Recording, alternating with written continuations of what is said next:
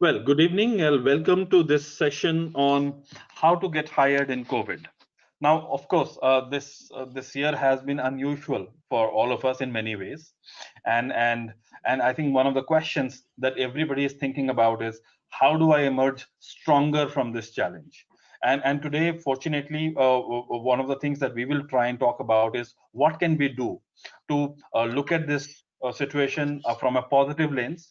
What can we do to make sure that we acquire the right kind of skills and competencies so that we become more employable and actually better at our jobs and future jobs as we go along.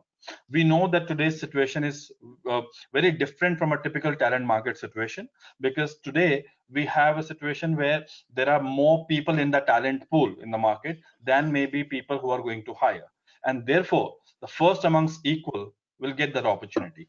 Now, it is not easy because we know that India traditionally also has been a talent surplus market in terms of the overall number of people who are vying for a single job, and this current situation has only made it more all the more difficult. Now, to help us navigate from some of these interesting challenges, and to help us with some tools around how do we actually become better, how do we become anti-fragile, which is the word that we are now talking about, how do we emerge stronger from a situation like this, we have three esteemed panelists in no particular order. I just want to clarify. The first panelist that I want to introduce is Dr. Srinivas Chunduru.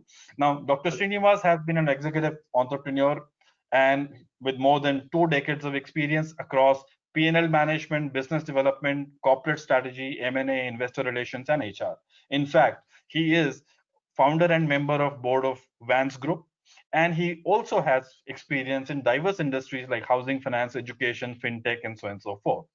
Not only that, he was also ex-group CHRO at Piramal, Ola, and then of course he was a business head and executive director at Piramal Housing Finance. I'm very sure that we will benefit a lot from his experience. Thank you, Dr. Pancham. Srinivas, I request you to quickly just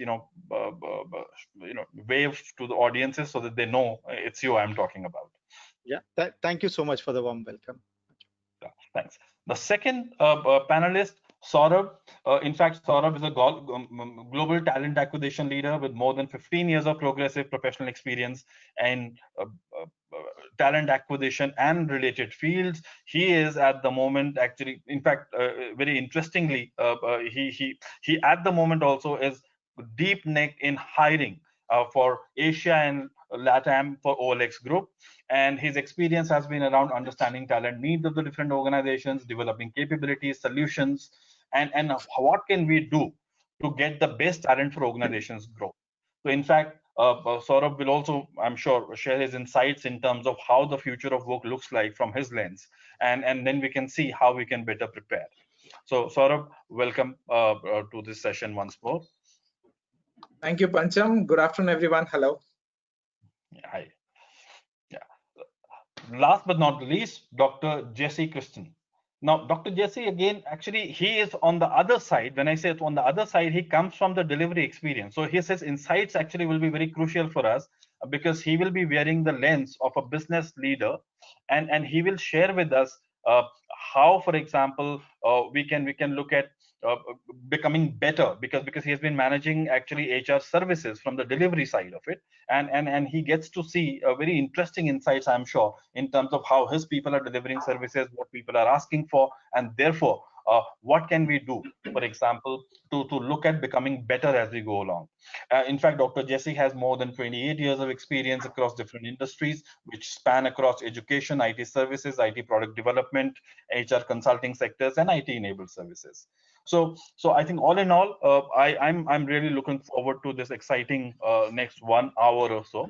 Uh, Now, what we expect all of us to do actually is, if you have any questions, please shoot, and we will continue to look at all these questions, and we will keep asking at regular times. In some cases, we will be able to give maybe the names of the people who are asking the questions, but in some cases, in the interest of time, we will club some questions, and therefore we will not be able to name these people. Having said that, we will try and cover the wide gamut of questions that you may have to the extent possible. Given the time that we have, we don't promise all, but we will try and make sure that at least a majority of the questions we are able to answer. Right. Now, this is a session where actually audience is not passive. In fact, one of the things that we always do is we include the audiences. And on that note, I would request the audiences to do this. If you're on your computer screens, open another browser. If you are on your mobile phones, I would request you to go to www.menti.com.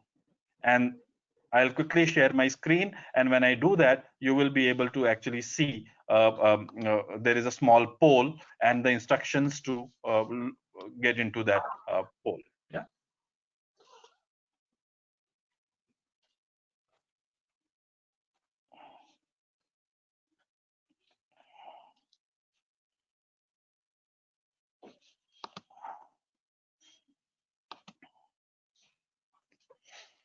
So just to reiterate what I'm talking about, so I request all of you to go to www.menti.com, use the code 7767462, and you would see there is a question.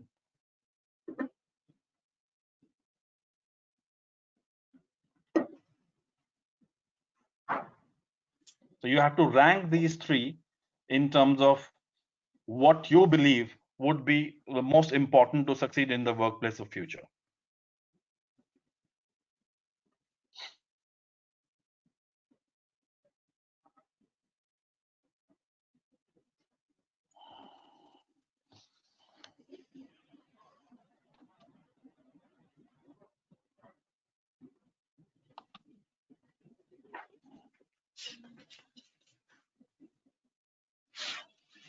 Okay, some questions have already started coming up, so we will certainly take those. But at the moment, let's look at. I'm just waiting for people to come to Menti. Yes, I can see some people have already started coming up with responses. So just to clarify, when we say ability to operate in fully digital environments, we are actually talking about a situation where you are not meeting in person with people, and all your work has to be on fully collaborative tools or IT enabled tools. The social and emotional skills that we are talking about are skills which are about collaborating, emotional intelligence. How do you take care of yourself? How do you stay focused even when there is ambiguity around it? So some of those skills are what we are talking about, social and emotional skills. And the cognitive skills are more, as we call, the thinking skills. How do I manage projects better? How do I solve business problems? How do I generate ideas? How do I select the right kind of ideas? How do I make decisions which are based on facts and data? So those kinds of skills are what we are terming as cognitive skills. So just for the benefit of all of us. So we'll wait for another minute, and then we will actually start looking at what these questions mean for us.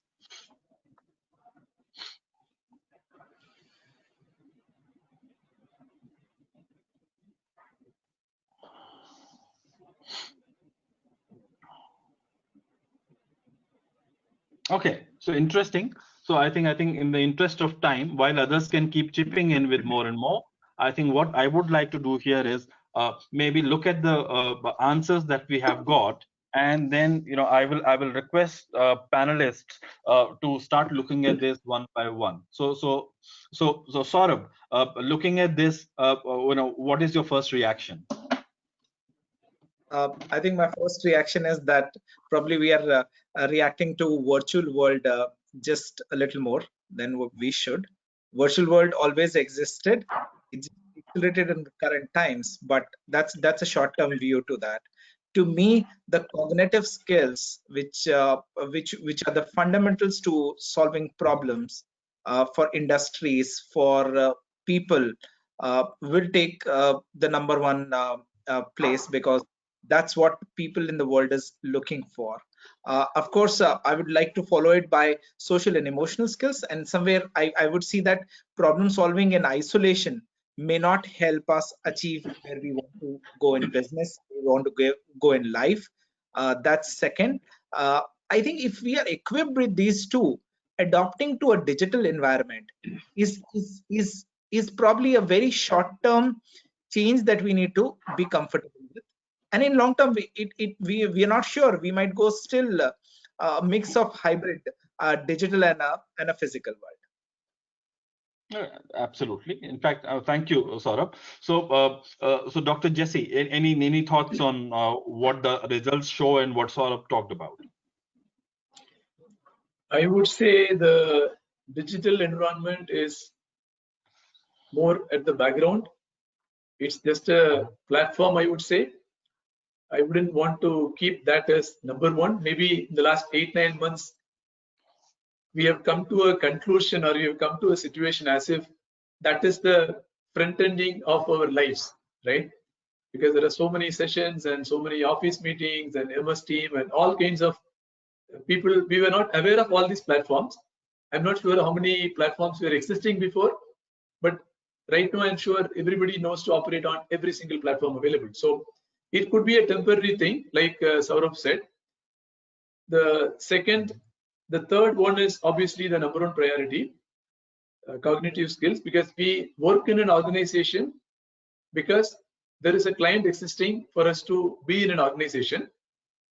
Either we sell a product or a service, and we are trying to solve the problem to an end customer in some way or other, whether I am an associate or a very senior person. So obviously that would be the number one priority, why somebody wants to hire me for a job. Of course, the second one is equally important. Sometimes it is more important, because let's say we have hired about 10 people in a team.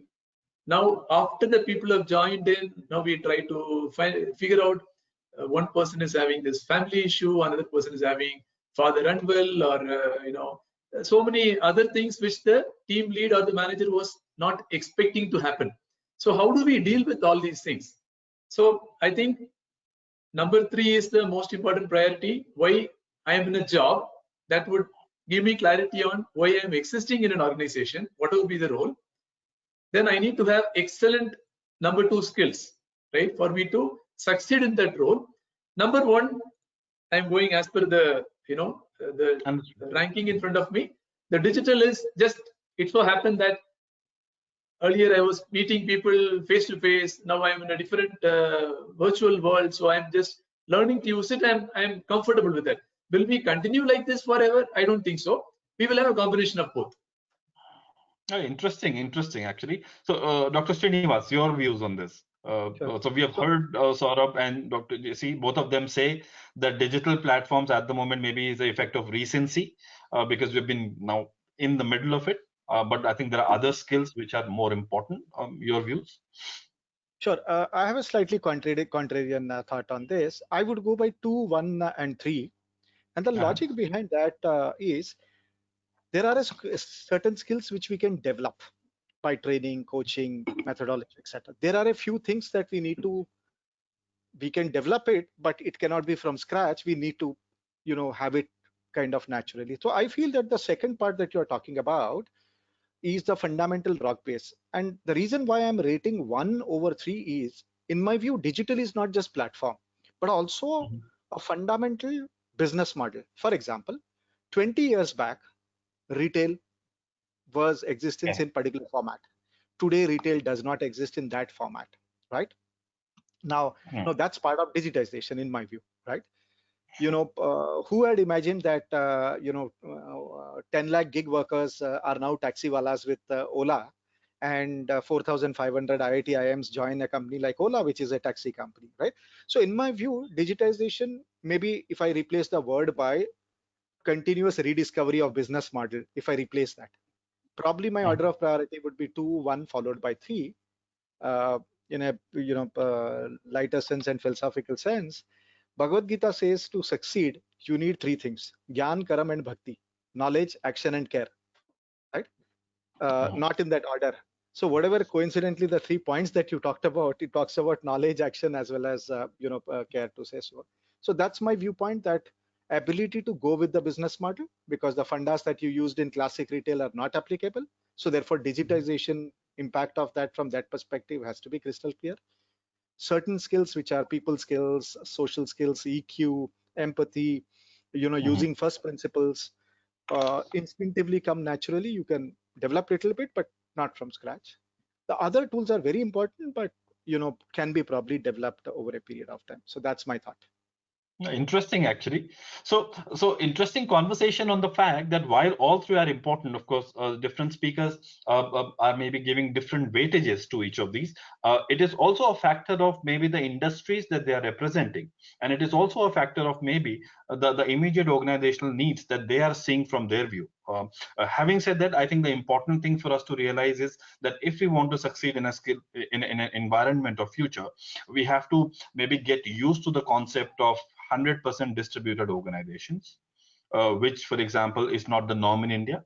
But abroad, you will see companies like Miro, companies like Zapier, companies like GitHub. They exist. They're all multi-billion-dollar enterprises with no single office. Yet they work beautifully. They collaborate, and they continue to be successful. So that is one model that we cannot stay away from as a possibility. The second thing, of course, all of you talked about is the fact that, one, of course, I need to know how to do my job. I need to solve problems. I need to serve my customers. I need to make decisions. But what is also important is to look at how do I carry people along? How do I navigate myself and people who work with me, especially given the kind of volatility that we continue to see in the business environment. Of course, COVID is only one kind of volatility. The volatility could be of many other kinds, disruptive business models coming in, and so on and so forth. So folks, ranking is not as important as the fact that all three are important.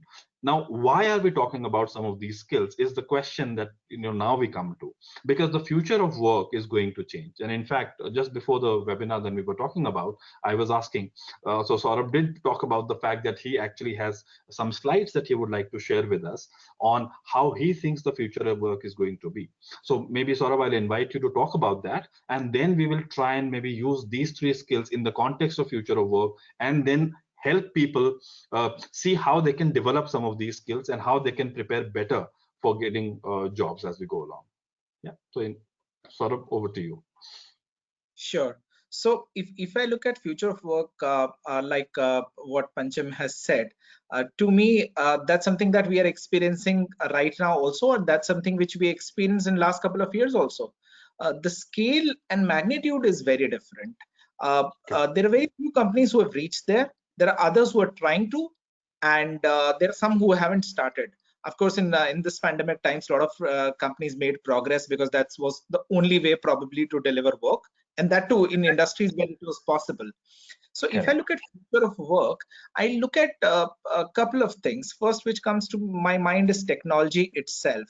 If you look at artificial intelligence, machine learning, all of them are turning a lot of data which can be analyzed, which can help take better decision. Let me not use the word right because we'll know it eventually, but better decisions. And I also think a lot of work which is being done manually is now done I would say digitally, and that's where I would agree with Dr. Srinivas that from a perspective that he was speaking, means the consumer behavior itself is changing, and as a end consumer, your journeys are very different, and hence I also feel a lot of tasks which were done earlier manually will get automated. Like if we are not going to a mall for shopping, probably a lot of people who do the maintenance there may not be required. So that's one part, and how it affects the second thing which we will look at is demographics, which is what is happening around us. So if you look at the emerging economies, they are full of people who are young, straight coming to the workforce, and if you see the emerged world or developed one,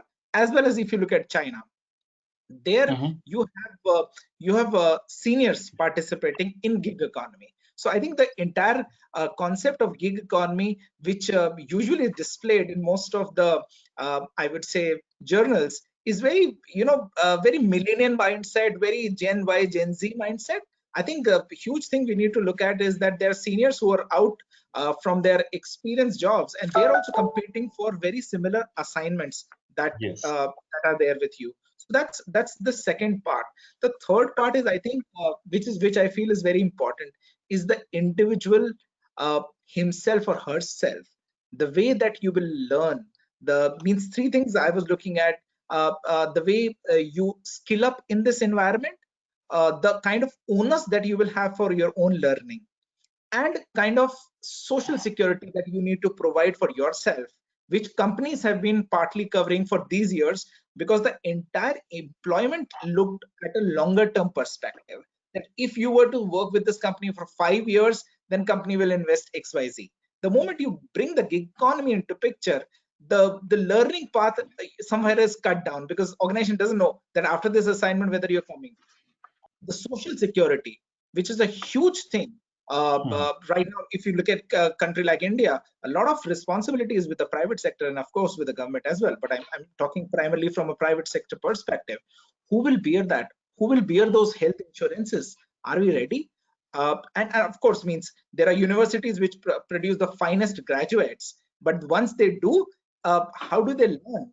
Is that corporates? And if you take the corporate learning out of picture, then how does an individual continue to learn? So these are three things that I want to bring in picture, and then I will build on once Dr. Srinivas and Dr. JC share their views. So before that happens, actually, thanks, Saurabh, you talked about very interesting thing. You talked about social security, and the fact is that new labor code also talks about it. Although, of course, we are still awaiting rules and all, so that we know how it will get implemented in practice. But one of the interesting things that has happened in the labor code is that for the first time in at least Indian context, we now have actually in employee, we have a gig worker and we have a platform worker, very clearly defined separately. So yes, in that sense, the future of work certainly is going to change, and government bodies are also recognizing it. I think it remains to be seen how this will impact the overall continuum of workforce, and therefore the kind of work that we have. And in fact, to build on this idea, I will just invite Dr. Srinivas. I mean, your views, and then of course I'll come to Jesse. Sure, thanks, Saurabh, for sharing that interesting aspect. And incidentally, one of the companies that I own and run called Van Skilling is in the business of gigs at the CXO level. And when Saurabh said that some companies are actually getting into that, I smiled, saying that this is what I try convincing most of our customers to say so. I think three important aspects, and that has got some implication on the skill set of the people. And this is my view.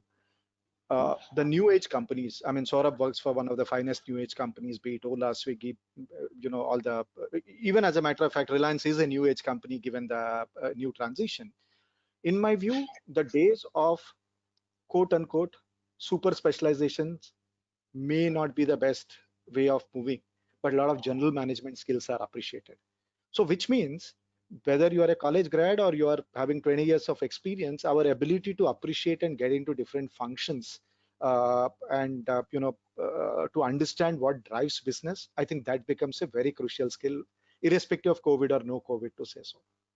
So therefore, earlier days, for example, it's interesting that for a same listed company, I was a CFO followed by CHRO over a 10 years period of time, right? Now that was unheard of 10 years back. A lot of people used to say, are you okay? And, have you really thought through about your career moves, right? From a CFO of the same company to a CHRO. Today, you talk to a lot of youngsters, a lot of people, probably the life cycle of a function is 2 years, 3 years, maybe 5 years, and people, keep moving. So I think that ability to learn multiple functions and focus on the business is one aspect which is likely to, kind of change. Second, and I'm being very candid on this, the relationship between employee and employer. Okay, I passed out MBA in 98. Okay, so I'm saying right from probably 1970s till 2000s was, especially in India, was an emotional relationship. When I say emotional relationship, it was, there was no contract. It was more of a mind-to-mind contract, heart-to-mind contract, those kind of things. So anybody who's quitting a job, okay, a lot of people would counsel them saying, have you thought through, etc. But because in some generations, if you look at it, my father worked for same company for 42 years. Coincidentally, I worked in the same company for 20 years. But today it's okay, because earlier I used to be very judgmental when I used to look at people resumes where every 2 years he or she is changing a job. No more. I think so. Therefore, the relationship between employer and employee, quote unquote, is slowly becoming a Western concept of, we are saying that we are here to work. We'll finish the work with a lot of passion. We'll do our best, but it's no more a wife-husband relationship to say so. But it's more of a contract between us. So I think these two things I pick up from what Saurabh is saying. What is likely to happen and what's happening currently. Yeah, over to you, Pancham. No, thanks a lot, Dr. Srinivas. You actually talked about very interesting thing. You talked about job hopping is no longer seen as a negative thing, especially if you know that you have contributed enough, and that actually allows me to delve deeper into the more practical and maybe brass tacks, because a lot of people have also asked this question. How do I, for example, show that in the 2 years or whatever tenure, which is not a lifetime of employment, have I added value to the organization, or how can I showcase my achievements? How can I not be seen as a drifter? And that is a question that I will actually use to get into how can I start working on my resume. How do I make it look better, despite and not feel guilty about changing jobs every 2 years or so? So, Dr. Jesse, this is a question that I would like to start with you, and then, of course, we will continue to build on this question. Okay. Before I get into talking about the resume, I have a few points about the previous question, right? Sure. Now, interestingly, I finished my PhD in HR in 2017, and prior to that, I was the Vice President HR at Hinduja Global Solutions for India operations for about 4 years. I did a lot of work in employee retention. Okay, so that prompted me to study further, and I went for my PhD in HR. All my papers published, and my final thesis itself was on employee retention. So while I appreciate the views of Dr. Srinivas, I have slightly a contradictory view there, right? I do understand maybe the mindset of youngsters today could be like, okay, I work for 2 years, 3 years, I shift. But I belong to, probably in the mindset point of view, a traditional person, right? I come with the concept that there is something called 100% employee retention. Is it possible? Practically, may not be possible, but can the HR person or can a team lead, can a manager go with the mindset every day to his or her office or wherever the team is? Can the person wear this hat and start to operate from that mindset? It is possible to a large extent, right? It is like expecting the Indian cricket team to go and win every single match. Can they win every single match? Answer is no. But can they go to the match with the mindset that I'm going to play to win the match? That is possible. So, well, now taking a few additional things on this, coming back to the future of work, just a couple of points I have there. In my view, more than the work part of it, I think the relationship and the way in which the people manage the team itself is going to change dramatically. Even today, I can see a lot of micromanagers existing in various pockets, right? Last 7-8 months, they actually had a lot of challenges, because in micromanagement means I am seeing you, I am actually, whatever you do, I come and find fault at you. That is one of the aspects of a micromanager, right? Now you're not able to see. You're always tensed now. You don't know what the other person is doing because everybody's working from home.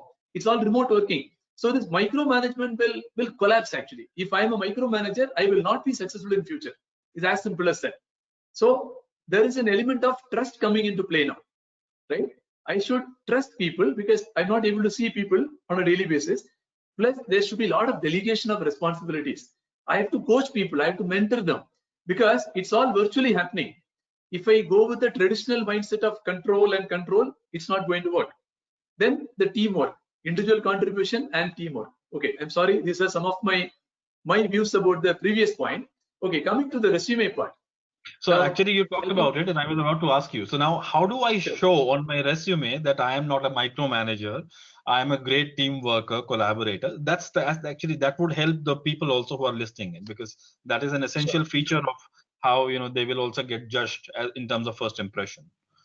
Yeah, see, one of the things I had put in place in especially in HGS was Hinduja Global Solutions was Each team lead had about 15 to 20 associates working under them. Okay. Now, the mindset was the organization always felt that people at the grassroots level, they come and they leave, right? They join a company and they abscond. So anything happening in the organization, people at the grassroots level was blamed, right? They abscond, they don't have maturity, they don't know how to, stand up and, work in the right environment, etc. So one of the aspects I tried to study was, why do people abscond, right? Now, can a person with 10 years experience, 15 years experience, can he or she abscond? Technically, yes, but that person doesn't abscond. You know the reasons? Nothing great. It's a very selfish reason, because someone with a good amount of years of experience know that I need the relieving letter. Whereas the poor associate who is getting around 8,000, 10,000, 12,000 rupees, for him that salary is very important. Somebody gives 2,000 rupees more, that is more important for the family than this relieving letter. So it is nothing different. In fact, when I studied more about the associate level, I felt that their need for the job is much more than you and I. With our qualifications, our experience levels, we can easily find another job. But at the associate level, actually nobody joins to leave a company. This is another interesting thing. Even if the salary is only 5,000 rupees. No, you're right, Dr. Jesse. Yeah. So therefore the question, for example, is, so when I, as a recruiter, when I'm looking, because see, today the fact is that I have one vacancy in maybe 1,000 applications. How can people stand out? That is the question that we are actually trying to now answer. So what can I write in my resume so that despite maybe having smaller stints, it does not come as an adverse point and comes as a positive point? So any tips on people as to how they can, they can prepare their resume? So that's the question, actually. Sure. Even if the stint in a particular organization is very limited, let's say 2 years, that's what 3 we're years, talking, that it's become now smaller. So yeah. Yes, even if the stint is very small, what is important is what has been my actual contribution to the organization, be it individual, be it team. If I am a team lead, how many people I have retained, how many people I have coached, how many people I have groomed before I have gone to the next organization. So what you're saying is that for proof? So I'm sorry, you were saying that we should list our accomplishment. Exactly. Instead of talking about the job that I was doing, we should talk about our accomplishments, right? Exactly. Okay, cool, thanks. So in fact, let me just come roll back to Saurabh, because in your role, chances are your teams and you yourself would have seen many resumes. So one is, of course, Dr. Jesse has talked about the fact that we should certainly look at putting on resumes our accomplishments. Any other thoughts that you have? Yeah, I think for me, what I clearly look at in the resume preferably is the impact. So whether you've stayed in that company for 2 years or whether you've worked with that company for 10 years, what I want to understand is what was the impact of your work delivered.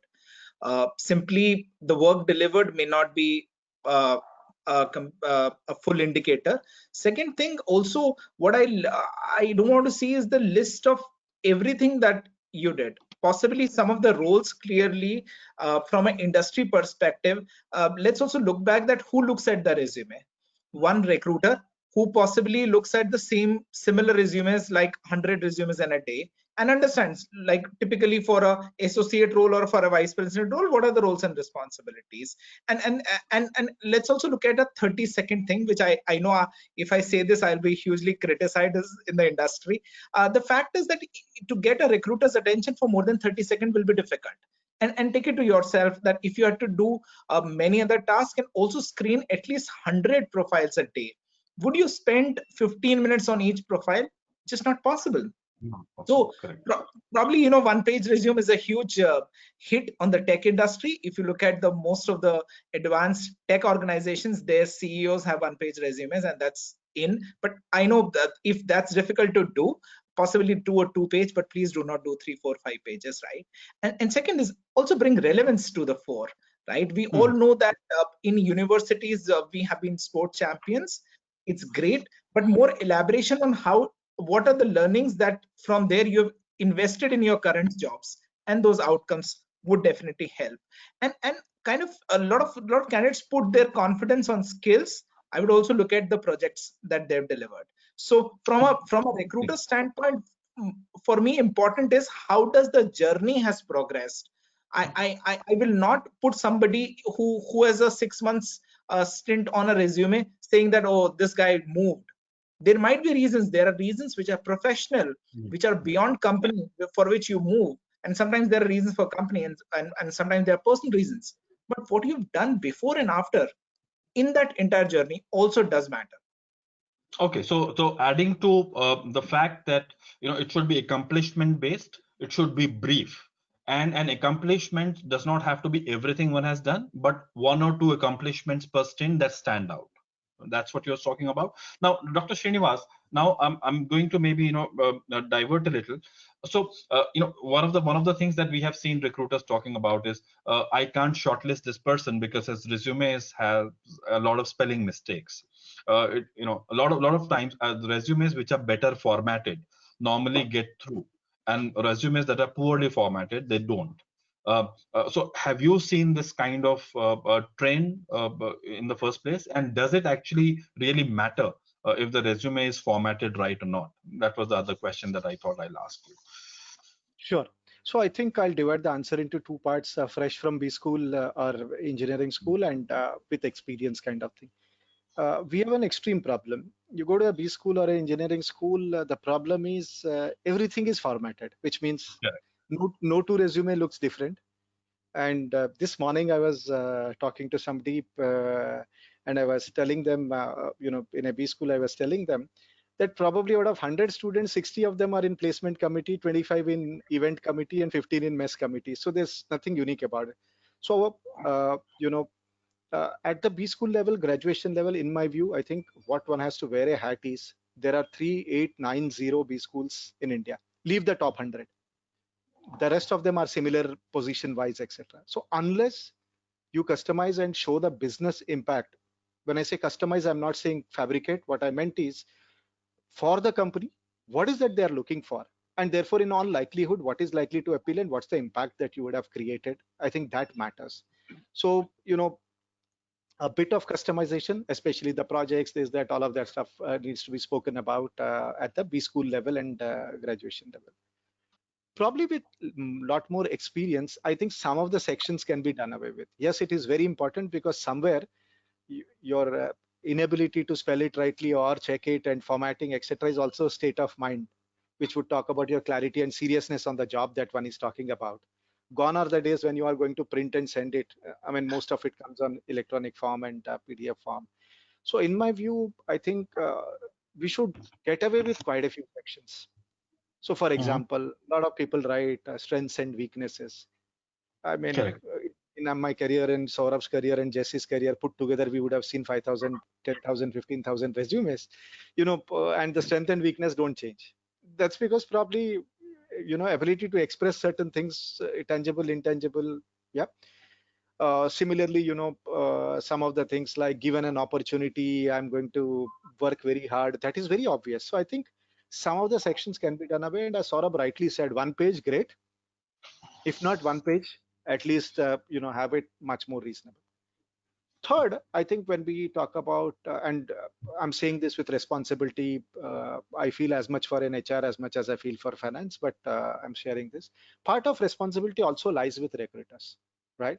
Yes. Often what happens is we also, when as recruitment hat, if I'm wearing or anybody is wearing, especially the younger lot, would go for a keyword search in their eyes, correct? Because one, I mean myself not understand very deeply about that particular thing. So given the fact that you can't educate all the set of people looking at your resume, customizing of resume is fairly important from that perspective. Personally, just as an FAQ, if somebody asks what are the problems one sees in the same resume, you will find people with 3 tenses: past, present, future tense, all put together. You'll have enough grammatical errors. You'll have sequential errors. For example, you would have situation where he or she is showing 2 companies at the same period of time. It's a copy paste error, obviously, but somebody needs to check. So I think while it appears superficial, but I think for the first cut, Saurabh says 30 seconds, probably it's 15 or 45 seconds. Very, very important that it has to capture my attention. That was this one thing is worth it for me to talk to this guy. Yeah. So Correct. that's my suggestion. And don't over standardize it, customize it for the company, because every company would look for slightly different characteristics in human beings. Over to you, sir. No, actually, very interesting points that we all talked about. One, of course, accomplishment. Second, accomplishments that matter for the role that I'm applying should be highlighted. Third, a resume does not have to be overly done, but it has to be neat, clean, grammatically correct. At least timelines, that basic sanity check we must do, because if we and a lot of things that we keep putting in the resumes, at times the entire description of our families, our hobbies, and many other things which may or may not be required at multiple points in time. So we should try and think about what to keep, what not to keep, what is relevant for the role that I'm applying. In fact, so Pancham, only one small point I had over here is that, the definition of resume also in my view has changed. A resume is no more the piece of paper you send it, but it is also your LinkedIn profile to all of that stuff. So actually, we that have to was be my really next smart and point. logical in that. Yeah. Yeah, so that was actually the point that I was trying to make. So today, Okay. for example, so resume reaches people later, but active searches, the LinkedIn profiles actually reach the recruiters first. And therefore, so Dr. Jesse, maybe if you have to give one tip to people, how they can manage their social media profile on LinkedIn or any such engine, which is professional networking site, what would that one tip be? I think it is important to build your social media profile in a particular way without complicating it. For example, you would like to highlight all your professional achievements, right? Every 3 months, you are doing some new things. Don't suddenly put in some photographs which will take out the seriousness of the people who are connected with you.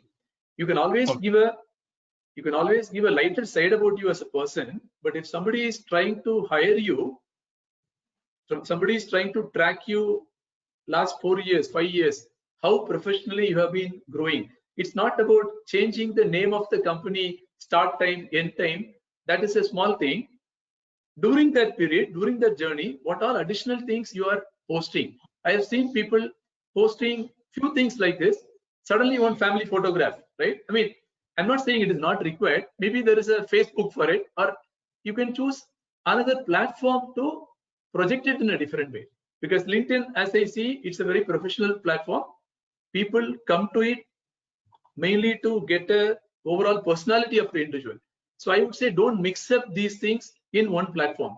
Keep one platform specifically dedicated for what you want to project about you in the platform.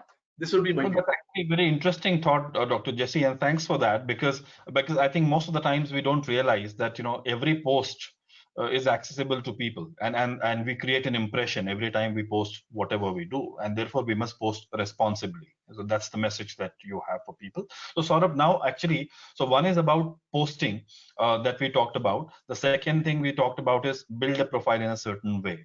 So now, if for example, the question, very specific question to you is, how can I differentiate my resume from my social media profile?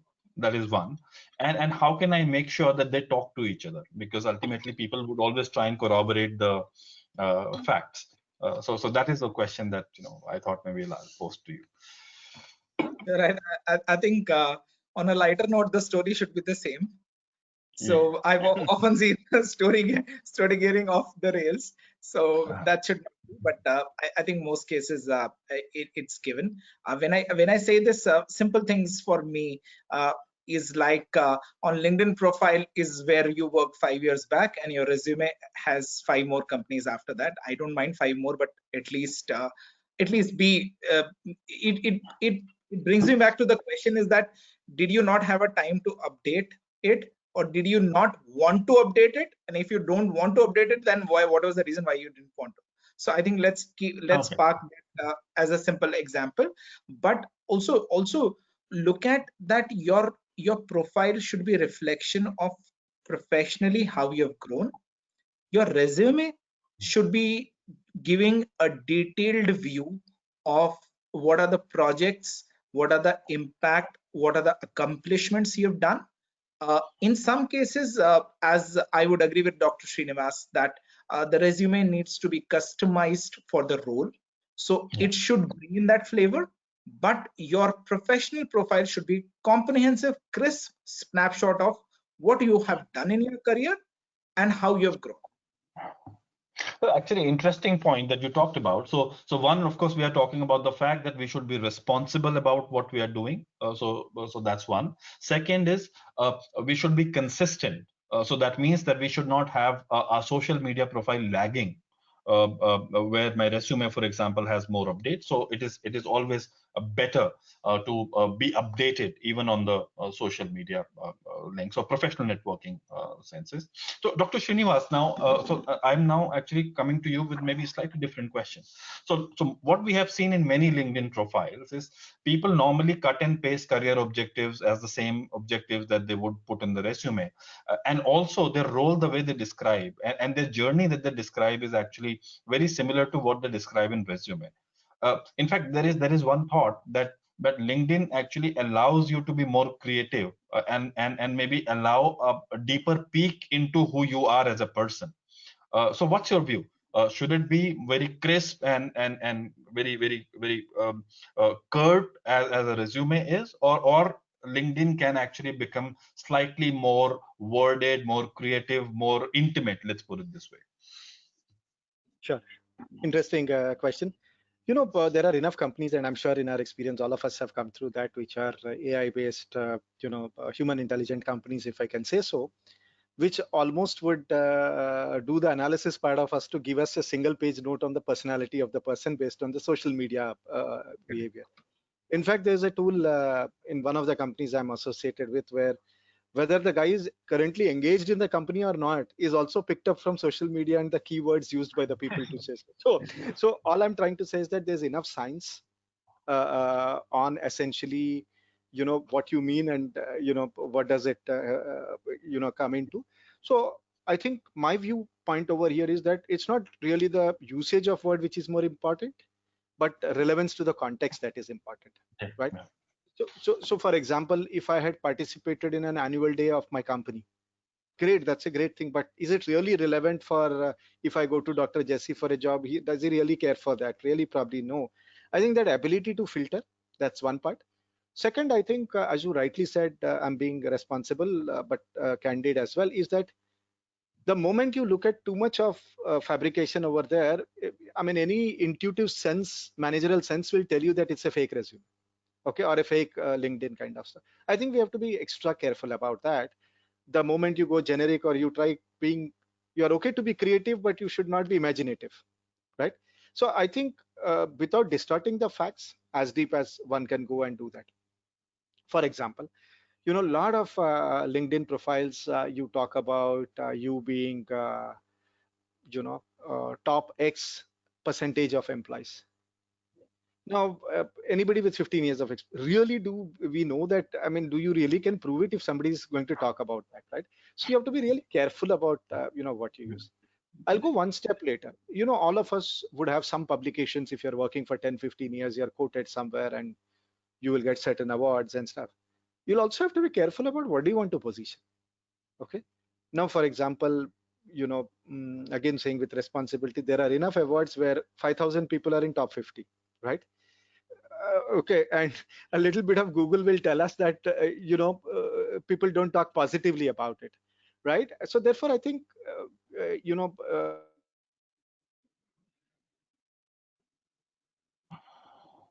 I think we lost Dr. Srinivas. So maybe what we can do while he actually resets his connection, we can actually move on. And I will actually take cue from Dr. Srinivas. So he talked about actually my LinkedIn profile, my resume, and the fact is that there are enough and more tools which actually start screening.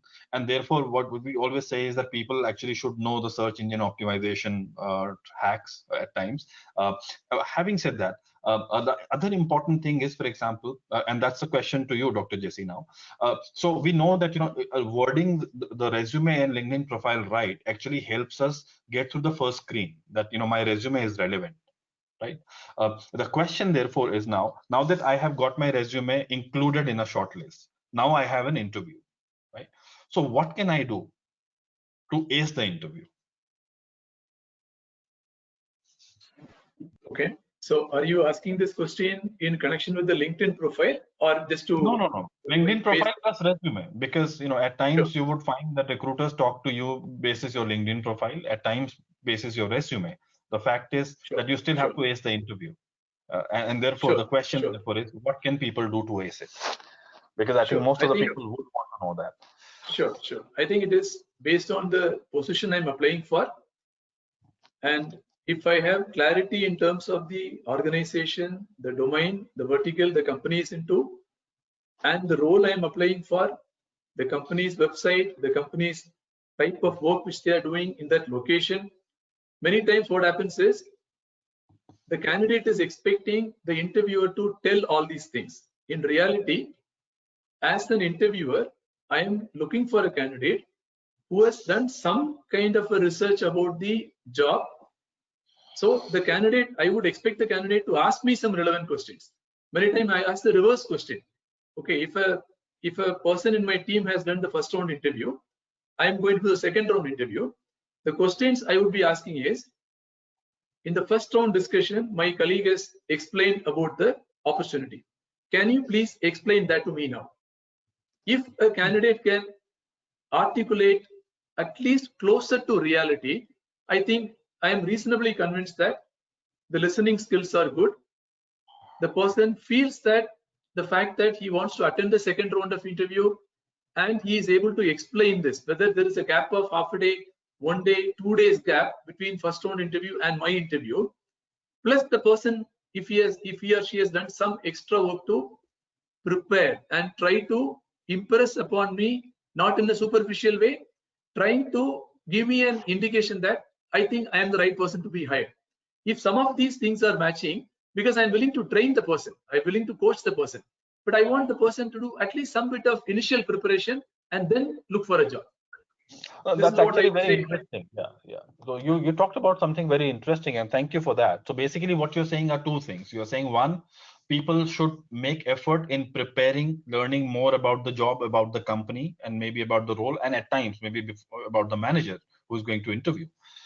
The second thing you are saying is, if, for example, I'm going from one screen to the other, I should not forget that I should remember what happened, transpired in the previous conversation, and at least my clarity about the job should be consistent across, because I should not have a situation where I have not understood the job, because most of the managers would actually not take you ahead, because if you cannot demonstrate basic clarity about the role and still move ahead, then how can I trust you with work which is slightly more complex maybe? Great, thanks. So in fact, moving on to Saurabh. So Dr. Srinivas, when we saw your connection moved out, so we thought we will proceed. So that's where we are. We are now talking about interview as a process. So Saurabh, now you would have, in your personal experience also, you would have seen multiple kinds of people coming for interviews. So if you have to look at people who you really like in an interview versus people who you have not, for example, selected, what would be some of those differentiating features of these people, successful and not so successful, during the interview conversation? I think for me, it's fairly simple. The people that I like first and foremost are the people who know their own stuff. The huge problem with this keyword SEO optimization is that you tend to put more things than possibly what you can chew during the interview, and that's where you fail to deliver on that day. You were great in first round, but second round you did. So and also in that I would bring self-awareness. It's okay to accept that I haven't done this, because nowadays what we were discussing a couple of minutes back is that organizations are looking to solve problems which haven't been solved in past. The huge responsibility on you on being truthful that you haven't done it, but here is how I have done something, and probably that makes me a candidate that I will do it for you as well, because I have done a different gig, rather than using the same keywords and saying, A to Z, I have done it. Now that you are doing it for the first time in the world, that's okay, but I have already done it. So that's the first part, which is your own thing. Second part, which we have been discussing, the delight is the candidate who understands your business or is very curious to know what you guys do. So there are two aspects. One, that you understand and you have resources. Unfortunately, in this world of internet era, saying ignorance doesn't help, because the resources are available easily to everyone. Means now you can practically learn about the business models of any organization. So probably some of us who started our career early may be lucky that you could ask very basic questions.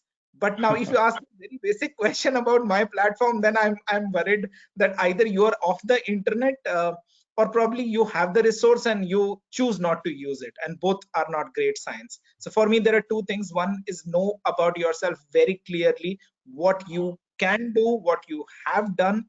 And second is, when you come to the real job, then know about it, ask questions.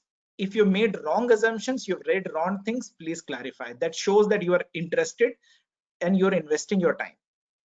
Actually, interesting thing that you talked about, Saurabh. So you talked about the fact that, of course, so first thing we are saying is I should listen. I should be engaged throughout the interview and the selection process. That's what Dr. Jesse talked about. You also are talking about the fact that I should do my homework, because it shows that I'm engaged. And that homework cannot be only basic things about the setting of the scene, but more about what kind of challenges the organization is currently facing, maybe, and how my experience can help in some of these things, because that's what interviewers would want to look at. Now, now there is another reality that actually dawns on us, and the fact is, we talked about it right from the beginning. We said that today the situation is that this year maybe quite a few people would have had a situation where they would not have a job. They would have a job today, and maybe after a month they would not have a job. And now they are trying to get back into the job market, but there is a, let's say, 3 month, 4 month, 5 months gap between the previous job and the new job that they're now applying for. So the question that somebody has asked is, how do I deal with that on my resume, on my social media profile, and in an interview? So Dr. Srinivas, that's a question that I thought I'll direct at you. Sure. So I think there has to be consistency in thought, speech, action. I don't think being little smart or tricky about it would help. Yeah. So what do I mean? So I think given the situation and most companies are going through, it's absolutely fine to tell that the company 1,500 people got laid off, and I'm one of them. But what is not okay is you have done nothing about this in the 5 months or 4 months is not okay. Yeah. So if I were an interviewer and somebody tells me that I worked in an ad agency and this is what happened over there, that's fine. I don't think anyone would be judgmental about it. But what we would like to know as an interviewer is, what have you done in these 4-5 months? Of course, you'll spend some time in trying out, but what skill have you developed? What reflections did you get about this? So maybe whoever asked you that question, they need to reflect a little bit that how did they upgrade themselves, or what skill of theirs they have developed over there. Yeah. I don't mean just attending webinars, but what I meant to say is that this is the time for you to pause and think through what is it, and present that to the people. Absolutely, fine. And I think one has to be very upfront on that, whether it's resume or whether it is an interview. Beating around the bush that I was not well during that point of time, however this happened, probably each of us are experienced enough to judge that there's an integrity question. So I think it's very simple: thought, speech, action, if it is consistent. And there is a logic that during this point of time, beyond your control, something happened, but you have learned new things. I think it will be a very welcome thing to talk about. Well, that's actually, I'm glad you talked about it, because see, I think more and more the organizations are saying that it's a reality, right? And there is no point shying away from it. But what is important is the downtime that you have. What have you done with it? Because that is also an indicator that if you're a constant learner, then I know that I can bank on you to be in a never before situation, and yet come back, maybe learn from here and there and do the job. And that's what we need. Like, we cannot solve all the problems of future, but if we have a thinking mind and if we can demonstrate that, then I will be given a chance to solve at least one of them. So that's a very interesting point that you talked about. And now, actually coming to the same point, I'm now actually taking the same point forward. Now, see, one of the things that we have noticed that people write beautifully on their resume, And when I ask, for example, as a recruiter, that tell me what did you do, or tell me about this accomplishment that you have mentioned, and people fumble because they start giving generic answers. So is there a better way to structure their responses so that the recruiters also feel comfortable that the person has actually done that work? So Dr. Jesse, your view on that, as to how can people structure their responses in an interview, which actually make sure that what they have written on the resume is as impactful as the interview that they're actually giving. So how should this talk about their accomplishments? Is there a format? Is there a template that you have in mind that works? Yeah, so I'll give you a few examples. Okay, let's say if I am going to recruit a recruiter into my company, somebody coming with 3 years experience, right? I would expect the recruiter with 3 years experience to tell me, not in terms of English, I have recruited several hundreds of people, right? I want the person to tell me with data, if the person has worked for 3 years in the same company, for example.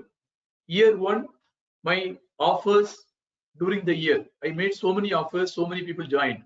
My offer to joining ratio.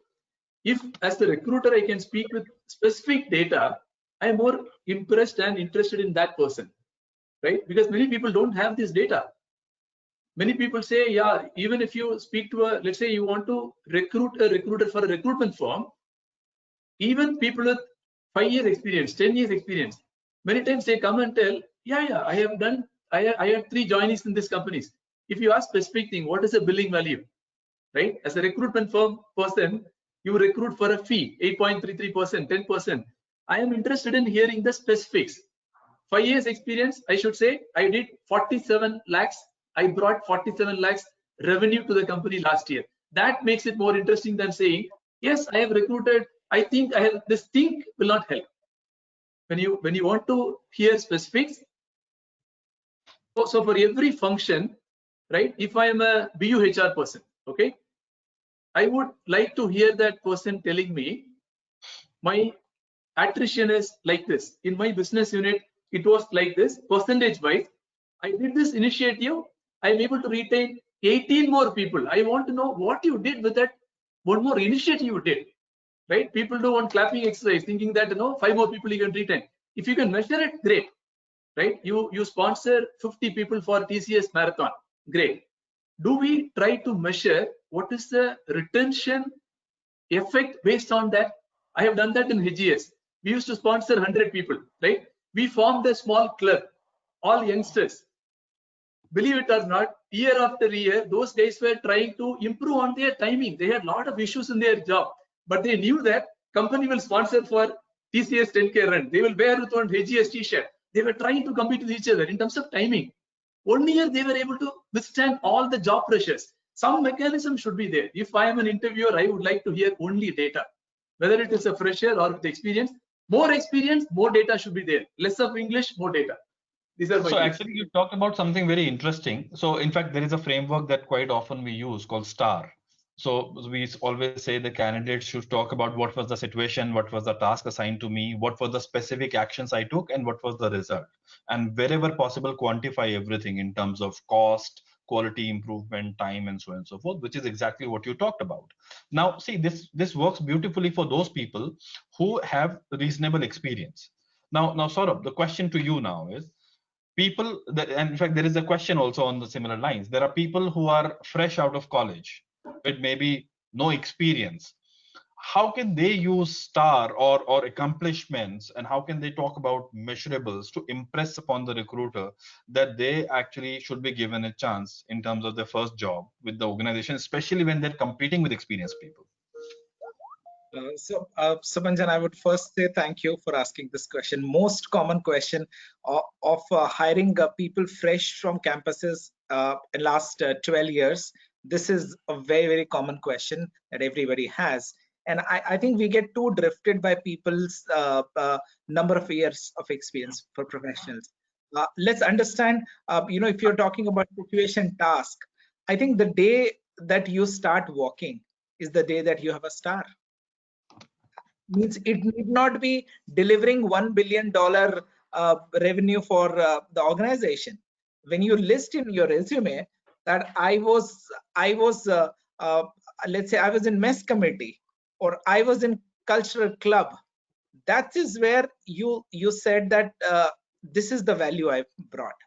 This is how the function scaled up. I'm talking about one day event. I'm not even talking about your entire 3-4 years of studies or 6 month semester. I'm talking about the one event where you contributed, and your ability to recollect that data. What Dr. Jesse said, it's your own data. If you don't remember it, it's great. Means I understand we are all normal human beings. We are not Einstein.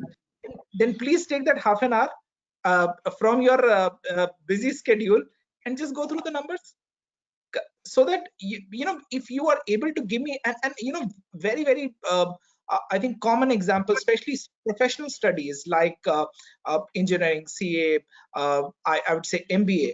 Many of the professional courses have their internships or projects. Nowadays, I see all across the streams there are projects and internships, but especially professional courses have that. And the moment you come to internship, it's 2 months internship and you did one project. And that is where my question starts, and that's where the star breaks. That what is the activity you did and what is the result, and that's where I think it's very easy to plug in. Just get your things together, spend a little time if you don't have it fresh on your mind, but expect that interview may ask. Oh, in fact, I'm glad that you talked about it, because the fact is that our lives, before we get on to the job, at least we have covered 25 years or 23 years, and there would have been enough and more opportunities for us to demonstrate leadership, be it as a school captain, be it captain of a school team, and so on and so forth. We should not shy away from talking about those, but more importantly, what we learned, and also quantify it to the extent possible, because like Dr. Jesse said, people want to, the recruiters and the managers, they want to hear data. And that's an important piece. Yeah. So in fact, a related question. See, what this so far we have talked about how can I structure my conversations and all, but we also know that in person interviews, life was slightly different, because it was the entire person present in front of the manager. Now in virtual screens, actually there is a small box, and most likely, you know, I'm visible up till only the shoulder or maybe just below the shoulder. So Dr. Srinivas, the question to you is, in virtual mode, what can interviewees do to improve and to create a positive executive presence, to so to say, so that they are actually able to give a positive impression on the hiring manager or the recruiter? Sure. You know, appears soft, but I think very important on a few things. For example, it's funny, but the space that you give between your head and the screen, for example, it has got a lot of implication of how much is visible, for example. So, you know, the thumb rule is have not more than 4, right? One is appearance part of it, which means what are you wearing? Do you have a pen and paper? And like when we were talking, I saw Dr. Jesse making notes. Yeah. I'm sure Saurabh has one, I have one. I think these are basic fundamentals that I'm showing attention, and it's not that, you know, I'm making faces. That's one part. Second, I think some of the articulation, which are sure shot questions, recent job, summer internship, as Saurabh has said, and so on and so forth that you talk about, please do rehearse. When I say rehearse, I'm not saying mug the answer. What is important in that? What was the objective? You know, what was the methodology used? What is the outcome of that? Because here, whether we like or not, with all the bandwidth, right, there's the attention span issue, Okay. right?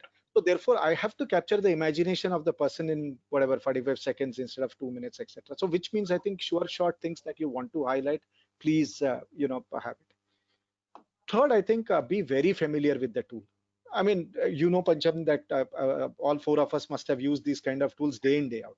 But we made an effort the other day to do a mock of it, tried it out. You know, still today my bandwidth went away. But point is that kind of preparation to show your seriousness also in the, you know, whole scheme of things. So I think one, the look and feel part of it. Second is the content being much more rehearsed, because here you don't have too much of time to do what is it. Third, I think sharpness in questions, which means when you are asking a few things, make it very sharp, specific kind of stuff, you know, to say so. Fourth, I think important, again, I'm coming back to that. While in general, in any interview, integrity has to be high, but on an online interview, make it much more specific and much more clearer rather than beating around the bush. Over to you. Oh, thanks a lot, Dr. Srinivas. Actually, interestingly, I was actually trying to think about, because I just saw a message from Saurabh, because we know that we have just taken 9 minutes extra. So I will actually not take any more questions or ask you any more questions, but I'll quickly summarize. And the question that I was trying to ask myself, if I were to summarize in one word, what is the essence of getting a job or becoming more employable? The answer is prepare. So it's actually, come to think of it, when I prepare my resume, I have to think, I have to apply my mind, I have to actually do proofread, I have to do hundreds of things, number one. Second, when I come for the interview, again, I have to prepare. I have to prepare about the job. I have to prepare about the company. I have to prepare about the interviewer at times, because that gives me a lot of insight into what the person is. When I'm actually preparing for the actual interview, the conversation, I have to rehearse. That means I have to prepare my answers. I have to also prepare my technology, my platform, my visual aids. I have to prepare myself. I have to dress up right for the occasion. And towards the end, when I'm given an opportunity to ask the right questions, I have to prepare in advance so that I ask the right questions, relevant questions, which tells the interviewer that the person actually gets it. So thanks for that. Actually, that's what I thought. It was a very interesting conversation, and I saw some comments also. So some people have also commented saying that they have really benefited from some of the tips that you talked about. So tips are very simple. Prepare. You can't prepare enough, number one. And more importantly, use your downtime judiciously. That is the key. There is no need for us to not be truthful and authentic. We should tell the truth. However, what we should do is we should have the better version of the truth. For example, if I don't have a job for 6 months, that's a reality. But how could I become better in those 6 months by taking up some certification courses or by upskilling them, by reskilling us, is the key. And as long as we are able to do that, and as long as we are able to make sure that the people who we are talking to are able to get that as an authentic effort and message, there is no reason why we will not be able to get the job. Right. On that note, I would like to thank the three esteemed panelists. Your suggestions, your feedback, your tips were very practical. We actually had practitioners' view. We also had actually the recruiter's view. We also had the domain from the business side view, and I'm very sure that the participants would have got a good complete overview of how they can prepare better for the next job. Best of luck, and do let us know if you get a job. So you should thank us, and we would be very happy. You can connect with us on LinkedIn, and you let us know that you followed some of the tips and you were successful. And we would think that if we were able to help even one person, that we have done a great job of investing this 1 hour with all of you. On that note, thanks a lot. Thank you so much for the presentation. Best of luck to all of you. Thank you. All the Thank you best. so much.